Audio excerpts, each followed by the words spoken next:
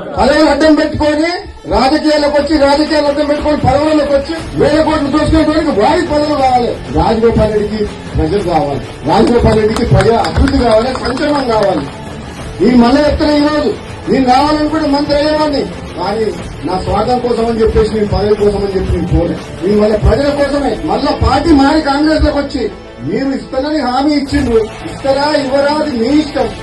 అవకాశం వస్తే ఎప్పుడన్నా నేను కూడా సీనియర్ కాబట్టి తెలంగాణ ఉద్యమంలో ఉన్నా కాబట్టి నాకంటే జూనియర్లకు నిర్ణయం వచ్చిన ఇతర పార్టీ వాళ్ళందరికీ ఇచ్చింది కాబట్టి మీరు ఇచ్చిన మాట నిలబెట్టుకుంటే మీరు ఎంపీ గెలిపామంటే గెలిపించినాం, పార్టీకి రమ్మంటే మేము నమ్ముకొని వచ్చినాం. ఇస్తారా ఇయ్యరా అది మీ ఇష్టం. కానీ నేను మాత్రం పదవుల కోసం ఎవరింటికి పోయి కాళ్ళు మొక్కి మనసు చంపుకొని దిగజారడం మాత్రం జరగదు. పని బతుకున్నా నాకు కావాల్సింది ప్రజలు, వాళ్ళ బాగోగులు, ఈ నియోజకవర్గ అభివృద్ధి. ఒకవేళ ఏదన్నా నాకేదన్నా మంచి జరిగితే వాళ్ళకి మంచి జరుగుతుంది, లేదంటే వాళ్ళ మధ్యనే ఉంటా, వాళ్ళ కోసం పనిచేస్తా, వాళ్ళ కష్టసుఖాల్లో పాలు పంచుకుంటా. త్యాగమైనా పోరాటమైనా మీరు తలదించుకునే పని నా ప్రాణం మీద చెయ్య.